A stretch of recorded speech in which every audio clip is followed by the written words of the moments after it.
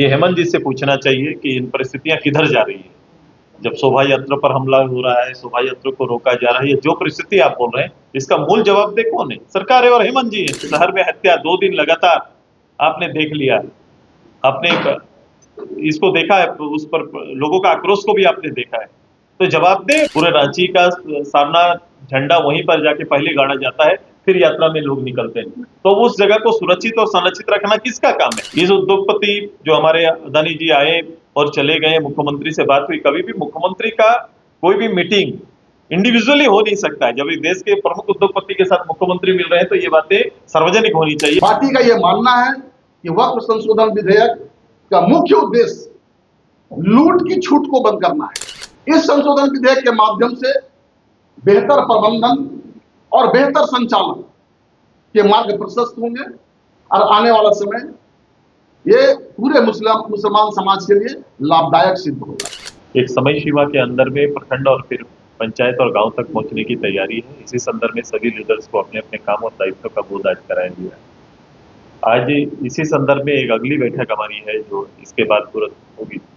वो पूरे दक्षिण छोटा नागपुर का है। दक्षिण छोटा नागपुर के जितने भी प्रखंड तक के पदाधिकारी जिन्हें जिम्मेदारी दी गई है, वो सारे आज हमारे आज आए हुए हैं। उनके साथ इस बैठक के बाद अगली बैठक में हम उनके साथ शामिल होंगे। उन्हें अगला कार्यक्रम उनको दिया जाएगा। तो फिर हम लोग 5 प्रमंडल के बाद अभी हम नीचे जिला और फिर प्रखंड के प्रभारी जिन्हें जिम्मेदारी दी जा रही है, उनके साथ सीधे संवाद का जो मेरा कार्यक्रम है और कार्यक्रमों की जानकारी और समयबद्ध रूप से काम को पूरा करने का जो हमारा लक्ष्य है, उसके लिए हमारा काम चल रहा है। जो अंतरिम स्ट्रक्चर को मजबूत करने का काम हमारा चल रहा है। साथ ही साथ हम बंगाल और उड़ीसा इन दोनों प्रदेशों के अंदर पार्टी की इकाई को हम लोग आने वाले समय में बैठक भी करेंगे और कार्यक्रम को आगे बढ़ाने का निर्णय भी हम सभी लोगों ने लिया है। आप सभी लोगों ने कल जो लोकसभा में जो वक्फ बोर्ड का जो संशोधन बिल आया है, उसके संदर्भ में पार्टी ने अपना पक्ष हाउस के अंदर रखा है। उसी संदर्भ में हम लोगों ने अपना संशोधित रूप से सहमति दिया है, उसको बताने के लिए मैं आदरणीय पार्टी के उपाध्यक्ष अतुल जी से आग्रह करते हैं इस संदर्भ में अपना संशोधन विषय को रखने का काम करें। कल भारत के इतिहास में एक नया अध्याय लिखा गया जब वर्तमान भारत सरकार ने, एनडीए की सरकार ने वक्फ संशोधन विधेयक 2024 संसद के पटल पर रखा और विधिवत उसके पास कराया। इस संदर्भ में मैं कहना चाहूंगा कि ये स्वागत योग्य कदम है। हमारी पार्टी ने इसका स्वागत किया है। हमारे सांसद महोदय ने भी हाउस के अंदर में अपनी बातों को बहुत शालीनता से अच्छे तरीके से रखा। उन्होंने अपने कुछ सुझाव सरकार को दिए। हमारे सांसद महोदय ने कहा, पार्टी का यह मानना है कि ये संशोधन विधेयक इस देश के मुस्लिमों में के बीच में जो असमानता था, उस असमानता को खत्म करे। आजादी के बाद अब तक वक्फ के संपत्तियों पर, क्योंकि वक्फ की संपत्ति सर्वविदित है, इस देश में सेना और रेलवे के बाद तीसरी सबसे बड़ी संपत्ति, और विशेष तौर पर इस संपत्तियों पर भारत के उच्च जाति के मुसलमान, जिसको अशराफ कहते हैं, पूरे वक्त की संपत्तियों पर उनका एकाधिकार था। यह संशोधन विधेयक उनके इस एकाधिकार को खत्म करेगा और इसमें अजलाफ या जिसे हम पसमानदा मुसलमान कहते हैं, उनको भी सहभागिता सुनिश्चित करेगा। हमने ये मांग किया कल के अपने अभिभाषण में कि महिलाओं को वक्फ बोर्ड में 1/3 सदस्य का मनोनयन सरकार करे, ताकि महिलाओं का उचित भागीदारी सुनिश्चित हो और जिसमें 1/3 में कम से कम एक अजलाफ मुसलमान महिला होनी चाहिए, माने पिछड़ी जाति की मुसलमान होनी चाहिए। पार्टी का यह मानना है कि वक्फ संशोधन विधेयक का मुख्य उद्देश्य लूट की छूट को बंद करना है। जितनी बड़ी परिसंपत्ति है, सबसे ज्यादा इस पर जो है ना अशराफ मुस्लिमों के द्वारा लूट की प्रक्रिया चालू थी। इस संशोधन विधेयक के माध्यम से बेहतर प्रबंधन और बेहतर संचालन के मार्ग प्रशस्त होंगे और आने वाला समय ये पूरे मुसलमान समाज के लिए लाभदायक सिद्ध होगा। मैं अभी बहुत गंभीरता से इन चीज़ों को नहीं लेता राज्य सरकार की बातों को, क्योंकि इसी राज्य सरकार ने नए फार्मूला लाने का, शराब को लेकर नए फार्मूला लाने की बात कही थी। आज के अखबार और शीर्ष में आपके हेडलाइन में है कि सरकार कोई नई नीति नहीं ला रही है, बल्कि उसमें एक्सटेंशन करने की बात कर रही है। इसलिए जो जवाबदेह होंगे उनकी बातों पर गौर करेंगे, जवाबदेह नहीं होंगे तो आपके अखबार का हिस्सा हो सकते हैं पब्लिक से। अध्यक्ष जी, ये क्या क्योंकि आप एनडीए के हिस्सा है तो इस वजह से आपकी राजनीतिक मजबूरी है इस बिल के साथ खड़ा रहना, या वाकई आपको लगता है कि ये मुसलमानों के हित में है? देखो, इसको केवल किसी जमात या संगठन के रूप में मत देखो। ये ऐसी चीजें थी देश के अंदर में जिसको छुआ नहीं गया था। कभी इसकी जरूरत लोग समझते नहीं थे और एक व्यवस्था ऐसे ही चली आ रही थी।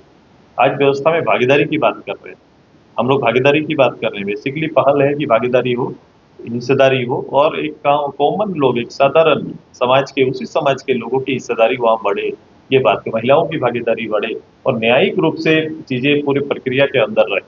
यही कहा जा रहा है कि कोई भी एक छोटा से छोटा काम एक नियम और कानून के अंदर में है, तो इतनी स्वतंत्रता ना हो लोगों में कि वो कोई भी संस्था निरंकुश रूप से आगे बढ़े। उसके ऊपर एक शिकंजा तो होना ही चाहिए, ताकि कोई भी कभी भी कोई गलत हो सही हो ये निर्णय करने का हक लोगों को मिले।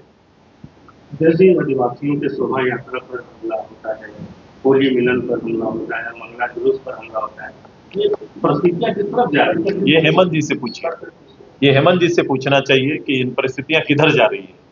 जब शोभा यात्रा पर हमला हो रहा है, शोभा यात्रा को रोका जा रहा है, ये जो परिस्थिति आप बोल रहे हैं इसका मूल जवाबदेह कौन है? सरकार है और हेमंत जी है। हेमंत जी को जवाब देना चाहिए, गृह मंत्रालय भी उन्हीं का। तो क्या लॉ एंड ऑर्डर के मामले में सरकार हम अगर कहेंगे कि पूर्ण रूप से फेल है, आप इसको मानेंगे नहीं। मैंने कहा है कि अनियंत्रित है, किसी का किसी काबू नहीं। शहर में हत्या 2 दिन लगातार आपने देख लिया, आपने इसको देखा है, उस पर लोगों का आक्रोश को भी आपने देखा है। तो जवाबदेह एक किससे कहा जाए? एक जवाबदेह सरकार से कहा जाएगा कि सरकार जवाबदेही ले, इस तरह की घटना ना घटे। ऐसी जवाबदेही सरकार कभी सामने आकर तो करती नहीं। हालांकि मार्च महीने में ही अपराध मुक्त झारखंड की बात अपराध मुक्त झारखंड की बात करी जा रही है कि मार्च महीने में। भाई जिसने कहा उनसे पूछो। मैं मीडिया भाई से मेरा आग्रह करूंगा, हमारे डीजीपी साहब कुछ बोलते हैं, मेरे सीएम साहब कुछ बोलते हैं, मंत्री राज के कुछ बोल रहे हैं। अगर उनके बातों में दम है, वो बात अगर लोगों को आश्वस्त करने के लिए दे रहे हैं, तो ये प्रश्न उन्हीं को बनता है, और इसकी जवाब उनसे लेनी चाहिए। सुधीर जी, हाल ही में अडानी ग्रुप के चेयरमैन गौतम अडानी ने मुख्यमंत्री से मुलाकात की। आपका नजरिया क्या है इस मुलाकात को लेकर? हालांकि ये कहा गया कि औपचारिक मुलाकात है, लगभग 2.5 घंटे ये मुलाकात चली। मैं देश के एक प्रमुख उद्योगपति का देश की राजधानी में आगमन होता है, अचानक ही आगमन होता है, मुख्यमंत्री के साथ समय बिताते हैं, और निश्चित रूप से जब उनका आगमन हो रहा है तो मैं और मेरे राज्य की जनता आशावादी, उम्मीद करते हैं राज्य के अंदर में कोई बड़ा उद्योग यहाँ के लोगों के लिए सृजन हो, आने वाला है, या कोई तो काम के लिए, कोई पहल करने के लिए आए होंगे। लेकिन ये प्रथम बार मैंने देखा, हम लोगों ने भी राज्य के अंदर में उद्योगपतियों का आना, उनके साथ संवाद, उनके साथ एमओयू, ये काल को देखा है। इस सरकार ने भी प्रारंभ में रोड शो कई किए। इस उद्योगपति जो हमारे अदानी जी आए और चले गए, मुख्यमंत्री से बात हुई। कभी भी मुख्यमंत्री का कोई भी मीटिंग इंडिविजुअली हो नहीं सकता है। जब एक देश के प्रमुख उद्योगपति के साथ मुख्यमंत्री मिल रहे हैं तो ये बातें सार्वजनिक होनी चाहिए कि मैंने इस संदर्भ में, इस विषय के साथ आज हमने मीटिंग की है और इसे राज्य के लिए मैं ये काम करने जा रहा हूँ। उधर से भी आना चाहिए, इधर से आना चाहिए। प्रथम बार इस तरह का बैठक हुआ जिसका कोई फीडबैक अभी तक सामने आया नहीं कि किन मुद्दों के साथ उनके साथ चर्चा हुई या बात। 1100 ऐसे खटारा वाहन है पुलिस के पास जो 15 साल पुराना हो गए हैं, उसी पे जोर इस पर बात अभी तक सरकार को भाई कभी सरकार के और खासकर पुलिस डिपार्टमेंट, होम मिनिस्ट्री से इस बात रखना चाहिए कि मुझे मेरे अंतरिम संसाधन का अभाव के कारण लॉ एंड ऑर्डर हम पूरा नहीं कर पा रहे हैं। ये बात तो कहते ही नहीं है। वो तो पूरा दावा करते हैं कि मैं इतने दिन के अंदर सब चीज ठीक कर दूंगा। 1100 ऐसे खटारा वाहन है पुलिस के पास जो 15 साल पुराना हो गए हैं, उसी पे जोर इस पर बात कभी सरकार के और खासकर पुलिस डिपार्टमेंट, होम मिनिस्ट्री से इस बात का रखना चाहिए कि मुझे मेरे अंतरिम संसाधन का अभाव के कारण लॉ एंड ऑर्डर हम पूरा नहीं कर पा रहे हैं। ये बात तो कहते ही नहीं है। वो तो पूरा दावा करते हैं कि मैं इतने दिन के अंदर सब चीज ठीक कर दूंगा। कोई शिकायत नहीं आने दूंगा। इस पोर्टल पर आप शिकायत दर्ज करिए, आपका निष्पादन हो जाएगा। सुधीर जी, एक आखिरी सवाल, सामने रामनवमी है, तो क्या कोई आशंका है आप लोग को कि उसी तरह की परिस्थितियां उस त्योहार में उत्पन्न हो? मैं रोज दिन ऐसी घटनाएं घट रही है। पूर्वा जुलूस जो रामनवमी का निकलता है उसको रोकने का प्रयास होता है, कहीं इस तरह की घटनाएं रोज हो रही है, तो ये तो पुलिस का दायित्व बनता है। केवल एक जनरल एक ब्लॉक स्तर पर एक बैठक, जिला स्तर पर एक बैठक सार्वजनिक रूप से कर देने मात्र से ही चीजें रुकेंगी नहीं।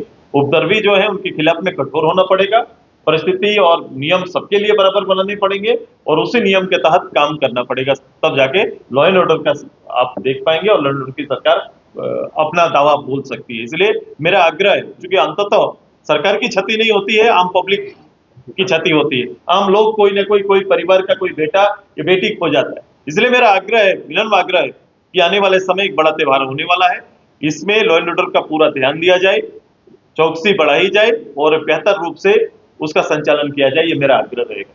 सिरमतौली फ्लाईओवर का जो विवाद है उसको किस रूप में देखते हैं? ये हल सरकार का काम है। अभी इतना सारनाथ उत्सव का शोभा यात्रा निकला, वो पूरे रांची में आज तक ऐतिहासिक स्थल है। पूरे रांची का सारनाथ झंडा वहीं पर जाके पहले गाड़ा जाता है, फिर यात्रा में लोग निकलते हैं। तो उस जगह को सुरक्षित और संरक्षित रखना किसका काम है? यही सरकार तो इन जगहों को संरक्षित रखने की बात करती है। आज वही खड़ा होकर जो लोग उनके संरक्षण में खड़े हैं उन्हें गुंडा बोल के संबोधित कर रहे हैं। कहा जा रहा है कि भाजपा के इशारे पे ये तारीख चलेगी। आप अपने इशारे पे राज चला रहे हैं ना, तो ये कर दीजिए ना अपने लोगों में, अपने लोगों को और वहां लाइए और अपने लोगों के बारे में, लोगों का व्यवहार कैसा हो गया, किस रूप से आपके अधिकृत लीडर के बारे में लोगों ने किया। आप गए तो हेमंत जी गो बैक के नारे वहां पर लगे, तो इन चीजों को संभालना भी तो आपका काम है।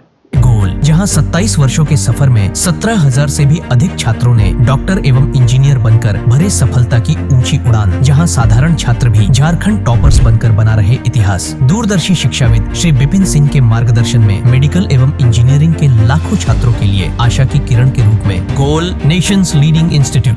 बायोम सिर्फ मेडिकल प्रिपरेशन का संस्थान। बायोम से लगातार दूसरी बार नीट यूजी में 700 मार्क्स पार। 10th पास स्टूडेंट्स के लिए फाउंडेशन कोर्स, 11th पास स्टूडेंट्स के लिए फ्रेशर कोर्स और 12th पास स्टूडेंट्स के लिए टारगेट कोर्स 17 अप्रैल से शुरू हो रहे हैं। कॉल 7360066190 और visit Biome, circular road near women's college and Hinoo, Ranchi. thefollowup.in.